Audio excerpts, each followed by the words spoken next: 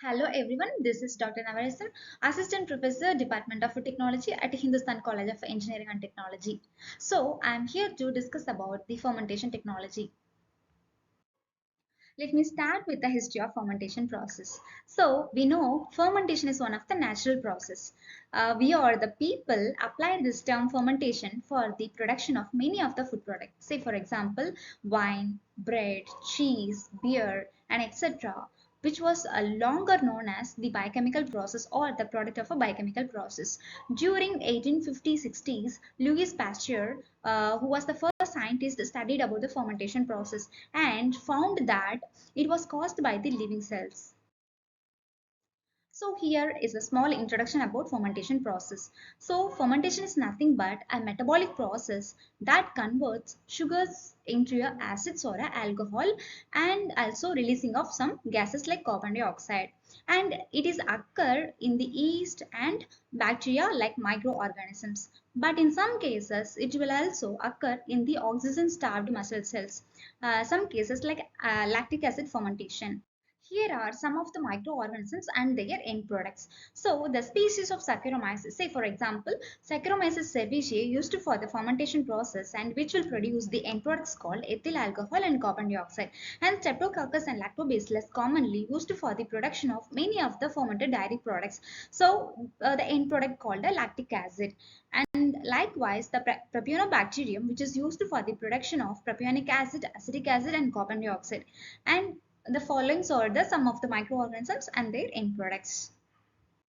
Here are some of the examples of food products that will be produced with the help of a microorganism. Say for example, soy sauce that will be produced by the Aspergillus species, and cheese, yogurt, and many of the dairy products, as I already mentioned that these are produced with the help of LAB, that is lactic acid bacteria, especially lactobacillus. And many of the alcoholic beverages are produced with the help of a Saccharomyces cerevisiae. In commercial fermentation process, we can have a microbial cells or a biomass as a products and microbial enzymes, microbial metabolites, recombinant products, and also the products which was formed through the transformation process.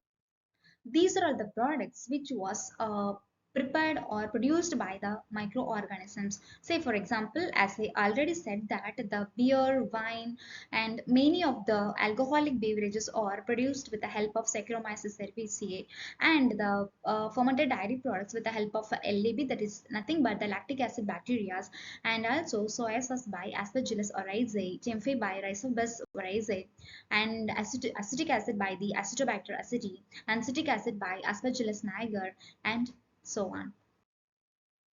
So here are some of the food products that will be produced in the food sectors with the help of microorganisms and also the enzymes through the fermentation process. In dairy industries, the products may be cheese, butter, yogurt, and cream. In fruit juices, the enzymes, and also in brewery industries, as we already saw in the previous slides, beer, wine, spirits, and cider vinegar.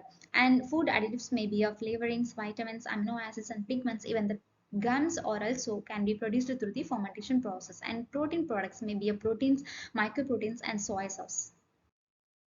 So other fermented products may be a fish based and meat based products, say for example bagu, fashik, fish sauces, and etc. So there are two types of fermentations or occur, that may be a submerged fermentation and solid state fermentation. So, in submerged fermentation, the microorganisms are grown in the liquid media, so which was vigorously aerated and agitated in the larger vessel. And most of the fermentation industries are using this kind of submerged fermentation process for the larger productions. So we can produce the secondary metabolites, maybe antibiotics can be done through the submerged fermentations, and which will be more useful in the pharmaceutical as well as in the food industries. And another one is a solid state fermentation. So the growth of the microorganisms will occur or carried out in the solid substrates. Say for example, there will not be any liquid medium. So the substrates may be cereal grains, wheat bran, and other plant and animal based materials. So this kind of solid state fermentation used for the production of mushrooms, cheeses, and many of the food products. So next one is a fermenter. So the equipment or the instrument used for the fermentation process. So the fermenter is otherwise called a bioreactor. So this is the vessel which is used for the fermentation is called fermenter.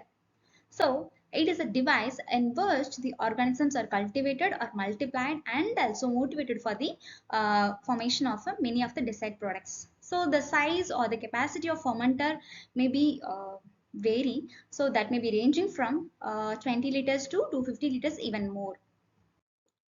So common features of a fermenter, it will be a larger vessel and made up of food grade stainless steels and equipped with a temperature, pH and dissolved oxygen measurement and many of the controlling systems. Next one is the operation of fermenter. The operation of bioreactor or a fermenter has a following steps. That may be a 4 steps: sterilization, inoculation and sampling, aeration and controlling systems. So sterilization is nothing but all the fermentation or the bioreaction process occur or done in aseptic conditions. This is the basic requirement for the successful fermentation. So the bioreactor vessel and their accessories and the growth medium air which is supplied for the fermentation should be sterile, and inoculation and sampling. So higher yielding the organisms or strains which was taken from the stock culture and used for the further productions. And then aeration, usually the oxygen is applied to the production of or the cultivation of many of the microorganisms, and also the carbon dioxide will be removed from the bioreactor. So controlling systems, it is essential to maintain the optimal growth environment in the reaction vessel or a bioreactor for the maximal product formation. And the maximum efficiency of the fermentation can be achieved by the continuously monitoring as well as controlling the variables that may be a pH, temperature, nutrient concentrations, foam formation, and etc. Thank you. Thank you for listening.